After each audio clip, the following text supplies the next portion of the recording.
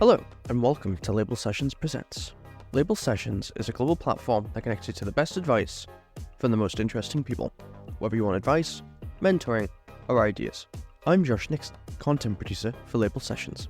And in this episode, Quijano of Label Sessions talks to John V Willshire. John is a leader spanning diverse projects in strategy, innovation, futures, and design for firms around the globe, as well as teaching his craft as a visiting professor at IED Barcelona. The founder of Smithery, his goal is to help organizations make things people want, rather than make people want things. Let's hear what he has to say. Hi John, lovely to have you here. Here at Label Sessions, we think you are such an interesting futurist, innovation guru, and founder. Could you please introduce yourself to the Label Sessions audience? So what are you known for? What am I known for? I think it's context dependent. It depends on who you ask. The one thing that I liked was I went to a games conference. The director of which is my friend Holly, and she introduced me to some other people there and said, "This is John. He's games adjacent."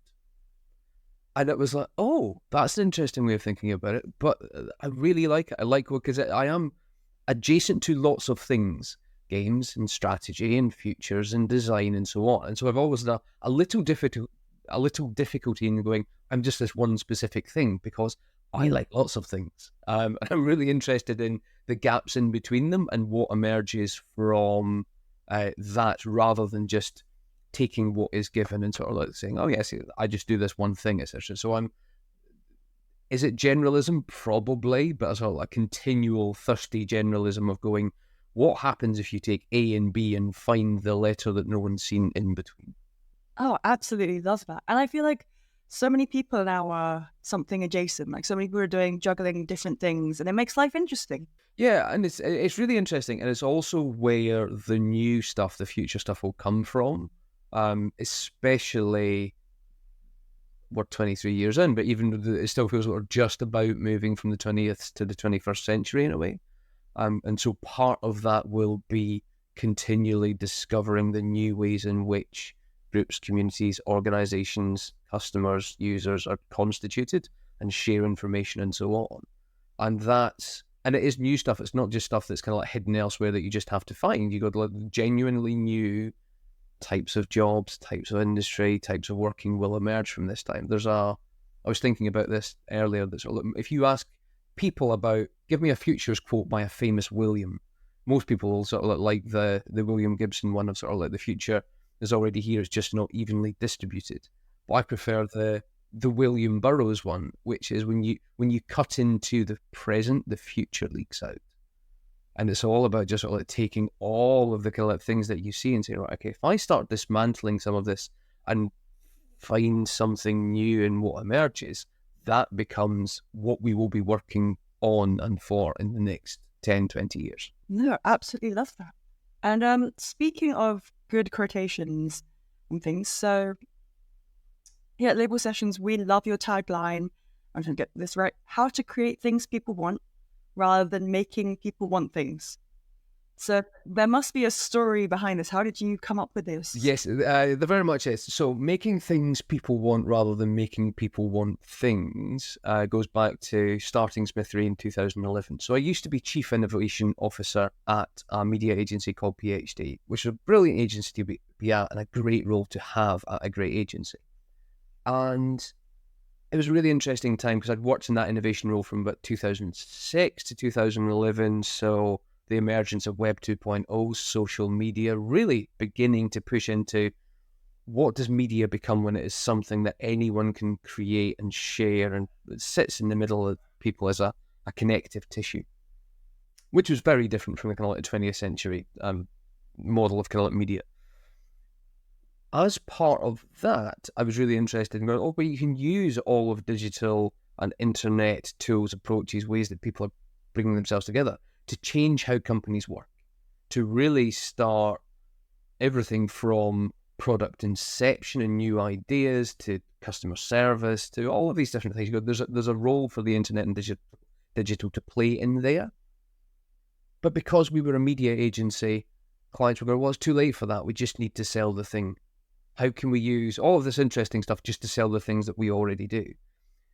So I really wanted to push into this idea of sort of like, given all we have at our disposal now in the way that you can talk to people and work with them and do things for them, more organizations need to think about how do you make things people want rather than make people want things. And that's a really nice way of just sort of like letting people just sit with that for a while, so they go, oh, maybe the thing that is going through our product change and the services we provide could be different. Where might we start from? So it's really that statement, that ethos, that slogan is just something that invites people to reflect on their own organization first and go, how might things be different? And how do we go about that process? When you put it like that, and when you actually verbalize it, it makes sense to put the customer first. That almost sounds like step number one. Yeah. But a lot of people don't put it like you said. So no, exactly. And it's because of the things that people inherit. So you come into a company and you're sort of like, you're given this role and you're in this team, and then that team is in part of a department, and that department's part of a division, and someone has constituted all of this stuff that you think, well, everyone must have a very specific role to play in this. So no one is, so that you just feel encumbered by everything around you. But finding new ways to work between departments and disciplines, roles and responsibilities is almost it's one of the things I love of when you're sitting in an organization and you'll be sitting with some HR people and they'll go, oh, well, this is very good, but this sounds like an IT thing as well. And it's like, yes. Do you know anyone in IT? And they're like, oh, yes. And you go, well, we could just go next door and talk. Oh, right. Okay. So metaphorically, you step into the room next door and then you and an HR and IT have a conversation. They go, oh, yes. Well, this sounds very good, but it does sound like a product thing now. It's like, yes. Do you know anyone? Oh, actually we do. Yeah. And so it's like you begin to stitch organizations together differently just by being small, just by sort of like having the sort of like letting them find the connections they need to make within their own organization, and just supporting that process can sometimes just be, it's the convening of those conversations, which is one of the most powerful things you can do. No, exactly. And it's always good for different parts of an organization to know what the other's doing, and it's the collaboration. Yeah.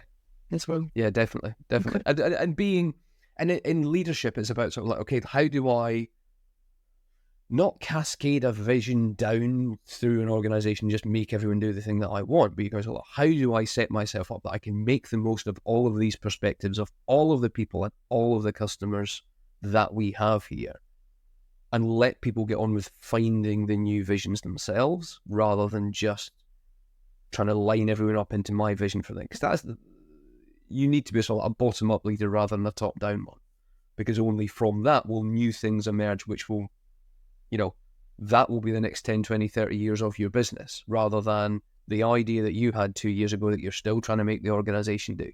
Thinking of innovation leaders in big businesses, are there things that you think companies and leaders themselves should either start doing or stop doing to create things that people want? The key in here is the word want. So there's in a book I read like 15 years ago, it was by Peter Doyle, Value-Based Marketing. There was an interesting 3 definitions of, he called them needs, but I call them wants, because like if Maslow doesn't say it's a need, it's a want. It's an optional. And he referred to them as existing, latent, and incipient. So existing wants are just the things that are lying around. Markets are probably highly competitive.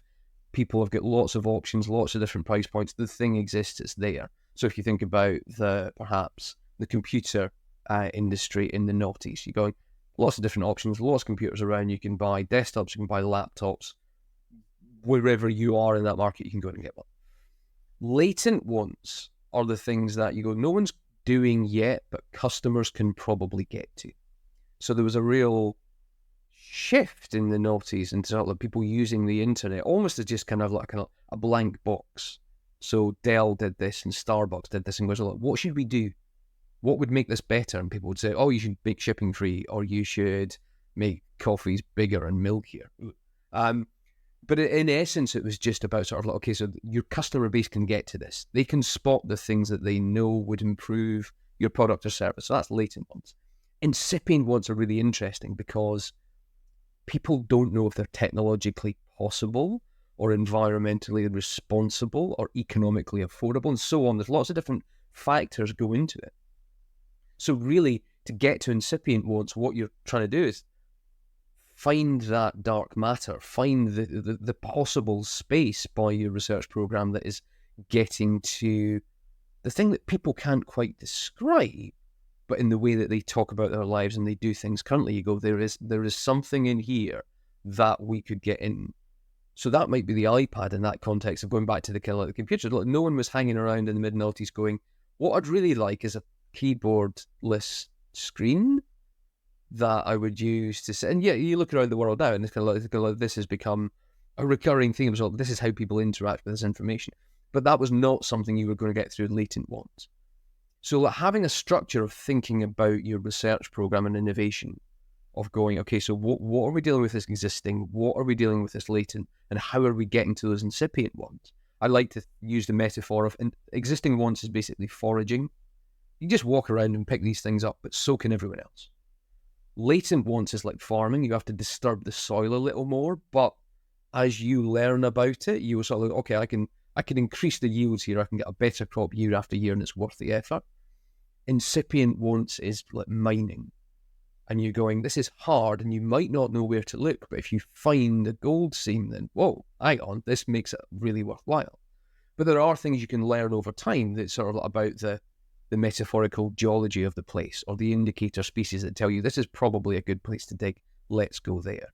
So balancing your research program to think about those three wants is the thing that I think everyone should have a view on. Definitely. And I find in my life, it's you're looking for things not where you expect to look for them. Yeah. So something that just came up that I was thinking about was before, when I was actually babysitting, there were the kids that I was babysitting where I was like, oh, what do you think the future's going to be like? And then we were drawing it out and everything. And the things that they were saying, I was like, I don't think that we're far off that, honestly. Yeah. I think there's a world where that could happen. And you think about all the, Wall-E or the movies from before that were just Back to the Future, thinking about what could be. And I'm like, some things are very far off, don't get me wrong, but other things I can see the people are developing that. It's not that wacky. This is a really interesting point, and something that, and it's really interesting. So like you reference, children are really good at this. Of like, go imagine a future, go. So they will imagine you a future. They will draw it down and they'll draw things and so on. But then you can put that to one side and go, imagine a different one. They go, sure, and they'll give you a really different one. And then they put that aside and go, imagine a different one again. And their capability for imagining different futures is endless. And that is something that you go, okay, how do I capture that in teams? So a lot of the kind of like the futures courses or work we do is often about sort of like, okay, what we're not trying to do is just like list out 3 futures and pick the best one. This is about developing muscles in your brain, which are like, okay, how can I constantly be bringing together seemingly unconnected things, imagining a future, thinking of the implications, putting it aside and doing it again and doing it again. Because the more you do that, the more you rehearse putting these things together, it affects your daily, monthly, yearly work. So suddenly you have made all of these different connections before. And so we've created various different tools and constructs for different organizations to do that. Sometimes we have a pack we call FutureRep, so Future Report. And it's like 52 little scenarios. But none of them are right. None of them is definitely going to happen. But what we do is you deal 3 and you say, right, imagine a future in which that and that and that happens. Tell me about it. And so the people in the organization will go, okay, well, the threats that we might look for are this, or the opportunities are this, and whatever else. And you go, fine, good, move on. Here's another 3 cards. Tell me about this one. And you are just helping them get good at spotting the connections in between the things, rather than the things that we put on the cards in the first place. That's what we're interested in. Sort of like, it's how people are thinking and how we can advance that thinking for them to be really good at dealing with whichever present comes along. Yeah, I absolutely love that. And so I know you have all of these little exercises tidbits on how to help leaders. But I think to go big picture, overarching, if you were to give one piece of advice to leaders who want to make change happen, what would that piece of advice be?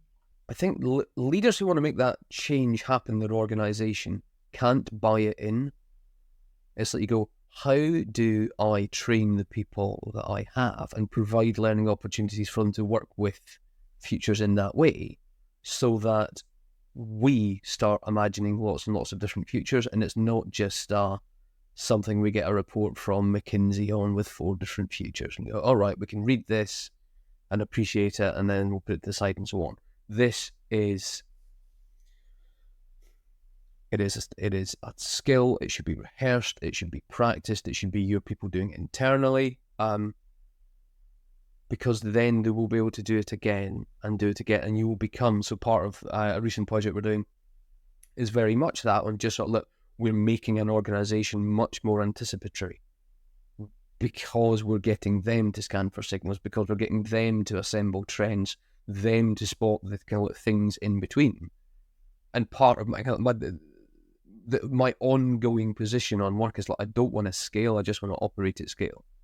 And the way to operate at scale is to teach people internally in organizations how to do this, rather than go, well, this is magic and secret sauce and only I can do this, but I've got another 3 friends who can do it, and then 6 and then whatever else. And you just end up with this kind of like group of outsiders working in your organization who go away. You have to learn to do this yourself. When coming, I'm guessing it's the big bosses that come and get you in to say, we need to think about how to make change, and they ask people to come in and do these sessions with you.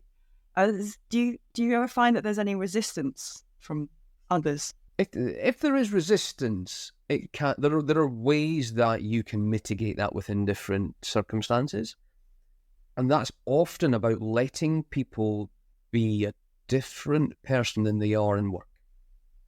So, and that can be so you protect. One of our favorite tricks is we've run a session over a week where we pretended people had left the company that they were all part of, and they've done exactly what people do in industries. Let smart people leave, and they imagine what they do without the burden of the organization and without the burden of their job roles and responsibilities and so on.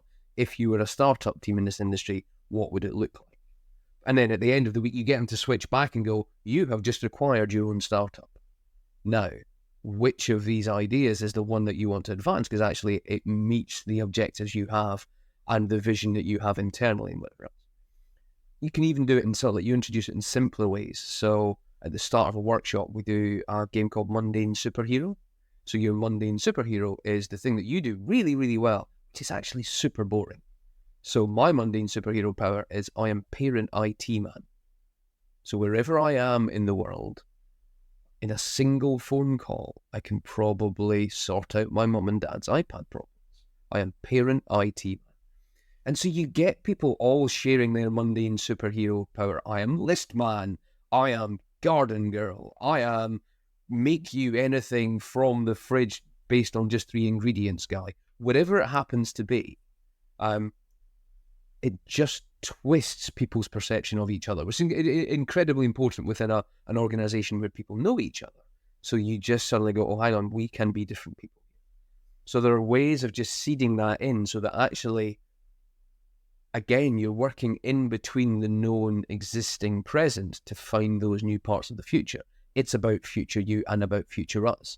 So in that way, you can let some of the resistance dissipate into, oh, it's all right, because we're not working in a reality anymore. This is different. I think that's so good. And it's something that within the company they can't really do. It's helpful for someone else to come in and say, pretend that you're not here. Yes, exactly. Pretend that context is different. Pretending in itself is a superpower, and it's not mundane. It's something we all. So jumping from this to a different context, Yep. We know that you don't just help companies with innovation and future thinking. You teach it too. Yes. So you're a visiting professor at IED in Barcelona. Yes. Correct me if I'm wrong, the annual summer innovation and future thinking course. Yes, so it's a 2-week course called Innovation and Future Thinking in Barcelona. And next year will be the 10th anniversary of the course, which is super. But I mean, of all the places to do an innovation in future thinking course, in the middle of Barcelona, in such a fascinating city, which is actually fairly compact, yet still has so many different cultures, businesses, organizations, social issues, amazing opportunities, lots of different things going on there. So it's a city that screams at people. The architecture is beautiful. Yes, totally. I've never been in the Sagrada Familia. I didn't get the tickets in the end, but apparently it's awe-inspiring. It is. It's part of. Okay, so this is a side point, but the Sagrada Familia, and so just the way the stained glass has been designed, but then also all of the architecture in the main rooms where the stained glass moves into. You have all these different colours and shapes at play, but you can just stand there for half an hour and watch the room literally change. And it is fascinating. But in part, it has stimulated this is like an ongoing research thesis for me, in that information should be thought of as light and not liquid. By which I mean, over the last 20 years, the way that people will use metaphors around information, especially in computing and digital internet terms, is that everything from it's a tsunami that will sweep over us. It is dangerous, it's huge, it's powerful. Data is kept in the cloud.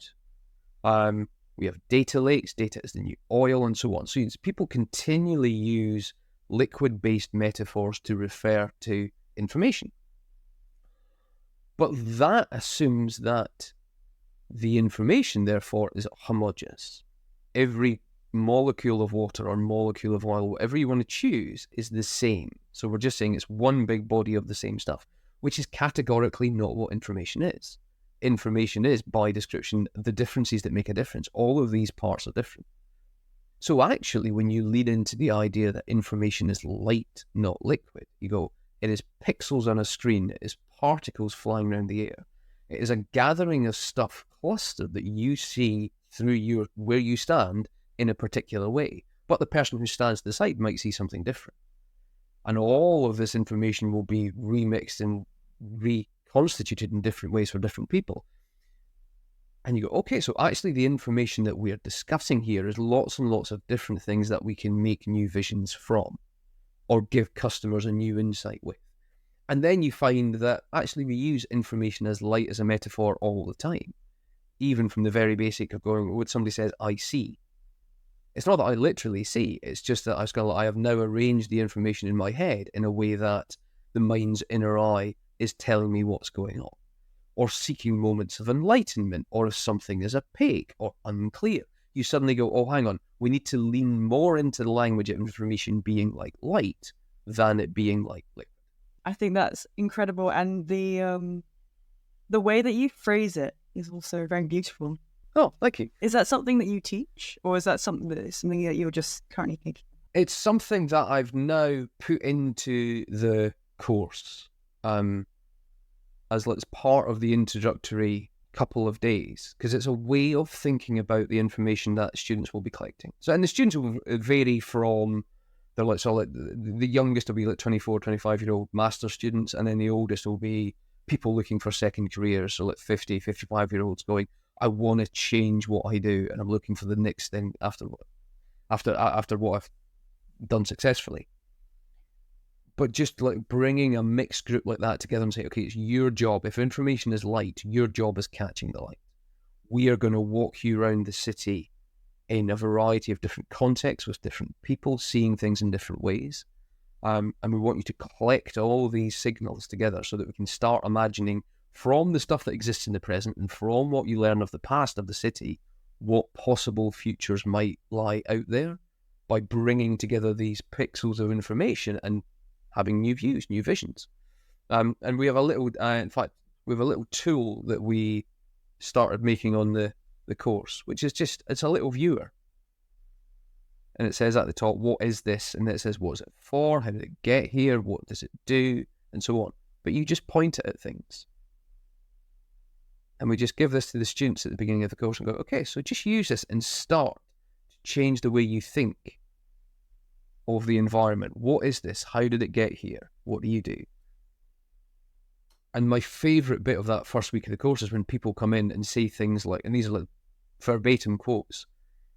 One guy came in and said, I can't stop seeing like this. So it changed the way he perceived the city and everything. He was just looking at everything and beginning to interrogate all those different things.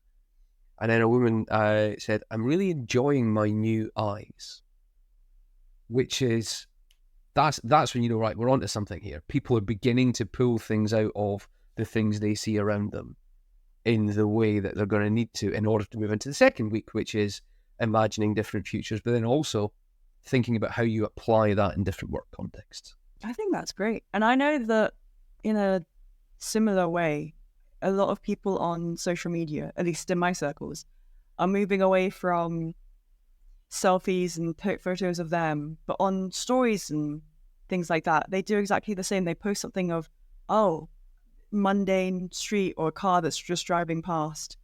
I never really noticed it before, but in this light, in this moment, it felt different. And then they record that and they went, I don't know about you, but there's something beautiful in the mundane. That's a really interesting observation. I like that a lot, because it's almost, are we moving in certain places to sort of little flipping the camera around? I know that's just like this. It's a button now, but it's a kind of like, people are not so interested in who you are and where you're standing, but what you're seeing and what you're thinking. Actually, that's the next level of the kind of like that notice, collect, share thing, which is in my friend Russell's book. I might talk about that later. This podcast is brought to you by Label Sessions, the global platform that connects you to the best advice from the most interesting people. Around the world, we work with brands to connect their people to true leaders, just like the people you hear on this podcast, for live sessions of advice, mentoring, or sometimes to collaborate on ideas. To find out more, visit labelsessions.com and book in for a demo with our team. That's a perfect segue. In every conversation with the team from sessions that we've had with you, you've always mentioned really interesting folk that you work with, and you've recommended some writers and concepts. Are there any people or any books that you really rate and that you'd be willing to share with the sessions audience? Some may not be over, but I think we can start an autumn reading list. So anything? Right then, book club. Book club, here we go. So given I was just talking about it, and as you can see, I'm not short of books, so therefore kind of like choosing whichever one it's going to be is a challenge. But newer ones. So as I mentioned, my friend Russell Davis has just written a book called Do Interesting, which is out. So it's part of the Do Book series. But it is that idea of sort of like notice, collect, share. Just what does it mean to start paying attention to the world about you? How do you collect that stuff, and how do you then turn it into things that connect you with others, inspire different groups, different whatever else, and so on? It is such a wonderfully written, little instructive book for us all. And it'll only take you like an hour and a half to read, but I promise you it will change the way you think about what your work is and therefore what you collect. With this marvelous, wonderful supercomputer we all just travel around with. So that's Russell's book. Second book, Jay Owen's Dust. Now, it's almost like Jay has taken Russell's thing of notice, collect, share to heart. This started with a blog she was writing, I think, 8-10 years ago on dust. Just noticing the dust in her own flat in London, going, where does this come from? Like, I'm the only person that lives here. Is it just parts of me? Is it kind of like, is it parts of the suit of the city coming in from so on? It has grown into this story of the story of the world in a trillion particles. It is just, it refers to everything we are doing to the planet, but looking at it through these kind of like minuscule different things. It is, as a thesis, you go sort of like, you start the book thinking, oh, hang on, really? From dust to the state of the planet, but within the first chapter, you are sold, you are in. It is wonderful. And it's funny reading those two, so Russell's book and Jay's book together. Other things, so recently so Eric Zimmerman's The Rules We Break, which is all about, so he's a games designer, but also a design professor, And this is really an advancement of his idea that we have entered a ludic century, by which the sort of like he means that sort of the way that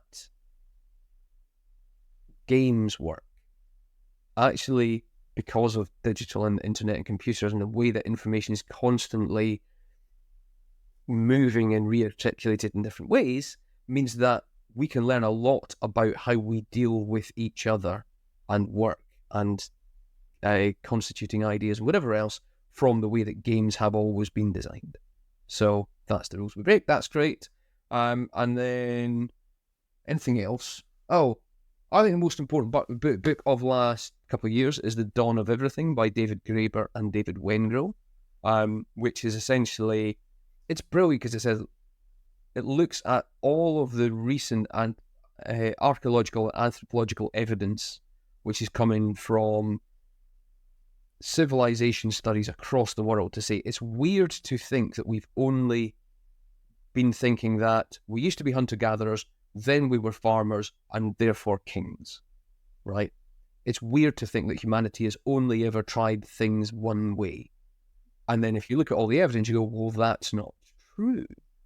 And so they talk about sort of like different controls and different freedoms, but it will really make you think differently about everything from civilizations to communities you're part of or whatever else. And then 2 future books, the for your awesome reading list, How Infrastructure Works by Deb Chachra, which is, and we got Deb to come and teach on the course this year in Barcelona because we were talking about the future of water, and it was brilliant. She made us think so hard about where does water come from, where does it go, how much do you know about it, how does it work differently in cities around the world. But imagine that played out across all infrastructure and how cities and countries and everywhere else works. And then finally, Future Cultures by Scott Smith and Susan Cox Smith, building on their work in How to Future. That is a chunky list. I know what I'm Right. actually doing for the rest of 2023. I'll be just going through those books. I don't need anything else on my reading list. Well, and here's the thing. So I have a side point. I have lots and lots of physical books rather than digital books because you can assemble them in a library. So talking about back to the in-betweenness thing. So I organise my library in a particular way so that books which are working at a similar scale work together. So in one corner, there's all the kind of like the prototyping and the individual and the creativity and so on. And then you scale it up into design and architecture and sort of like that. So it's like a design process, a creative thing. And then going out the side, you start to become a bit less about the individual and more about small groups and teaching and whatever else, and then into culture change and transformation and whatever else. If you assemble a physical library in that way, the delightful thing that happens is you can aim for a book that you know is there and miss. So you go looking for the book on prototyping you know about, and then you just go, oh, but that might be useful. And you just find this sort of like slight adjacency and go, I'm actually going to pick the kind of like the game design book rather than the prototype. So assembling your library in that way is a really useful way to generate new things. Just you wait, as soon as this course is finished, let me get all my books out.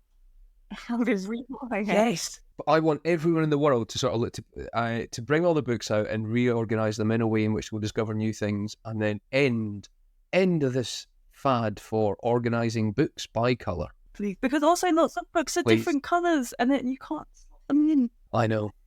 I'm still on. Just buy wallpaper. If you want something that looks nice, just buy wallpaper. These are books; they're for something, which is not exactly. That. But I'm currently on a 1 book in, 1 book out system, so I gotta get on reading so I can get those books that you said in. Nice. Yes. I'm running. I as you can tell, I'm not on a 1 out 1 system, but very soon I need to be. You have your bookshelves are much more plentiful than mine. I don't have that much space. Well, now we're into a longer conversation about kind of like space and urbanism and sort of like how much space people need to live well. That's a more conversation in a sense. That is, actually, there's, where did I come across this? Oh, it's I think it's a William Keegan article in The Observer, but just talking about economics. So I did economics and econometrics at uni. Having gone there to do English, right? Weird. Keegan was talking about how when you get back to it, what is economics? Economics is about living well. How do you help a country to live well? It's not about the finances and GDP and whatever else and so on. It is about providing the circumstances in which people can live well. How do you live well at the point of need? And that touches on health, and it touches on housing, and it touches on transport. And we need to get back to that, to sort of to really reimagine the discipline, to go, that's the thing at the central heart of it, and what does it mean for everyone to live well? I wish my economics teacher sold me the course like that. I also did economics at university, Ah, but they went into the good luck with your maths skills, let's go. I wish that was my introduction to the course. yes, this is, I think the sort of two unfortunate things have happened to economics in the last 30 years. One was, weirdly, when the Berlin Wall fell, it was like, wow, clearly this version of capitalism was won, so therefore we just need to teach this. This is and so for 20 years after that, you had the kind of like going, well, we're just going to teach this, and we're just going to point to all the other stuff as stuff that failed. And then the second thing is computers. Suddenly, because the distribution of computer power meant that all economics students could sit on top of econometric regressions, because they say, hey, we can turn this into a science now, finally. It's not a science, it's an art. Deal with it. Very well said. Very, very well said.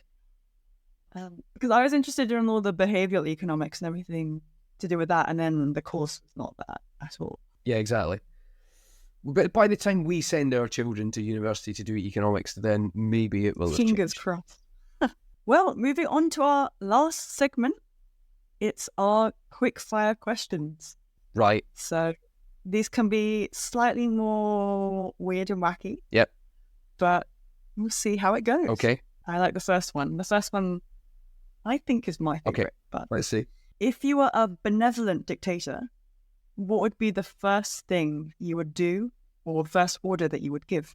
As a benevolent dictator, I'm getting rid of job descriptions, because I think that as soon as you give someone a job description, they think they just have to do the things on that bit of paper, and that everyone has imagined all the other bits of paper that have job descriptions on them. So people just do the things written, and all of the liminal space in between doesn't get done. If you get rid of job descriptions, people do the stuff that needs to get done. I've not heard of that one, and I actually really like it. I'll put that out when other people are answering the question. I was like, an interesting one. I've heard a lot of work. Quick fire question number 2. Where do you go to feed your brain creatively? I go to other people in whichever modern constitution of that. It feels like a weird time in the internet, because by and large, the Silicon Valley is failing communities of all different shapes and sizes, from robbing them of Twitter to groups where you can't see the stuff that's happening in the algorithm. So I cherry pick where I can. I'm operating across lots of different networks, but people in other people's heads, seeing how other people see, that's what fires me. If you weren't doing what you're doing now, what do you think you'd be doing? Oh, so I think I'd either like to just be writing stories, because it's like every so often you go, oh, there's a great story here about somebody should write this. So like, for one example, someone should write a story based on the fake brands that you find in Aldi and whatever else, because it's so fascinating you can get that close to saying, well, no one thinks that seriously an Aldi brand is a real brand, so we can just copy it all we like. Someone should take that and then move it into sort of like the story of people just pretending to be other people and other brand managers and things, and go sort of like, I am now the fake Elon Musk. My job is to be the fake Elon Musk, because I'm the fake brand manager of this fake brand. That's an interesting story. Someone should write that story. I've not got time, so I could be doing that. Or I could just be hiding in an academic niche with even more books. Oh, the amount of alternate universes there are out there. Yeah, exactly. To go from what you think you could be doing, thinking about it on a context of the present you, to going to the past you, what did 14-year-old John want to be when he grew up? So my favourite subject at school was English. I wanted to write stories. I thought the only job you could get in it was be a journalist, perhaps. I do feel that's bullet dodged in a way if you look at the last 20 years of newspapers. I do remember for about 6 months also wanting to be a camera operator. Like just a television camera operator. I think I really meant director. Of like I just want to tell stories on film because I love movies. In the end, my dissertation at university was an econometric evaluation of the demand for cinema. Oh, very interesting. But I think, in my head at least, that you already do that, especially with your card that you brought out. You're directing how other people see the world. So I think you did do that. I think it's just maybe it's just an in-between version. It's the next job description.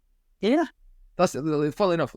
My friend Dan, so a guy called Dan Hill, also came out to Barcelona once to teach on the course, and we were just chatting, and like he threw away as an assignment. He goes like, "I don't know what it is you do, but I think one day people will have a name for it. I'm happy with that. I'll take that." Maybe you don't need a name for it. People can just feel it. Nice. I like that.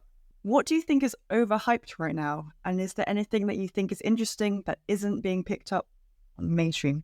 Just because it's happened to mean there's a loose law in futures where if a thing happens 3 times, you go, oh, hang on, this is a thing.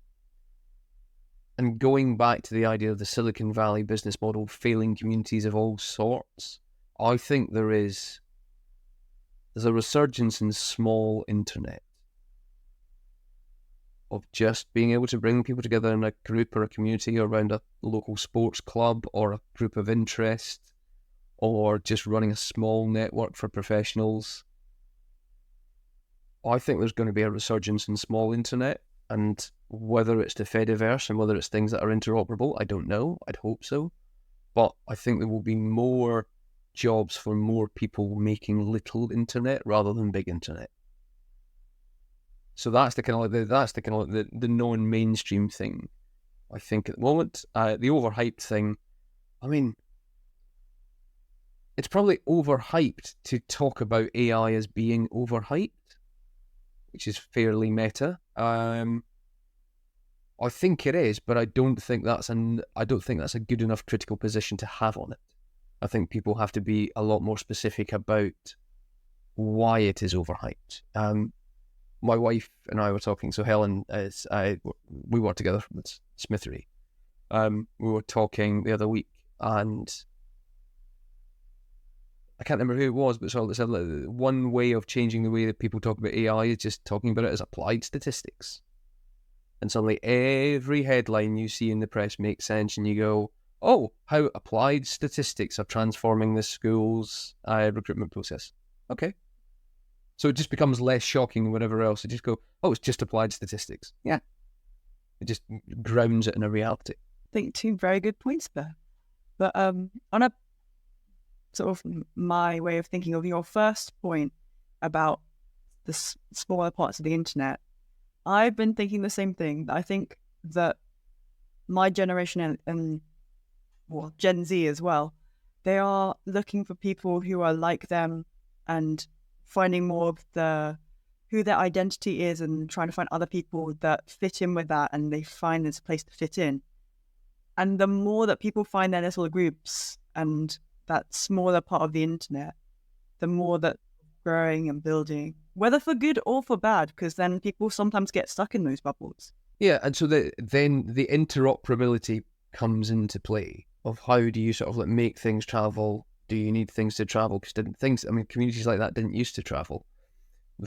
Maybe the discrepancy that we've seen at moments are you go, people get stuck in filter bubbles. Yeah, but they're stuck in filter bubbles that then they fight out on sort of giant global terms across Twitter or Facebook and so on. So if you just let nutters be nutters in small parts of the internet that no one has to see and doesn't bother anyone, maybe that'll just fade away. I think the key part, though, is as long as it doesn't bother anyone. No, this is and then you go, as long as it doesn't bother anyone to what extent. Yes. And then suddenly it gets, we open up a larger and delightful philosophical conversation that we can have for hours. So at university I did politics, philosophy and economics just for these kind of talks and questions. I really loved it. Yes. Moving on to the last question. On a scale of 1 to 10, how weird are you? How weird am I? if you ask, I've some people I've worked with for a long time almost have a sort of a countdown to when the first sci-fi analogy comes, and they're waiting for it, and then and I do get congratulated on you've got a whole meeting and you've really used it once. But I don't think it's weird. I just think it's weird that other people don't want to work like this. I think that's weird. What's keeping everyone? How very outwardly thinking. Perfect. Well, thank you very, very much. And thank you for your time. Thank you. Your insights as well. It's been great to see how the way that you think. Oh, well, thank you. Thank you for the questions. Thank you for... I've really enjoyed this. So concludes another episode of Label Sessions Presents. Be sure to follow and subscribe to the podcast no matter your platform of choice. And of course, start your journey today with us at labelsessions.com.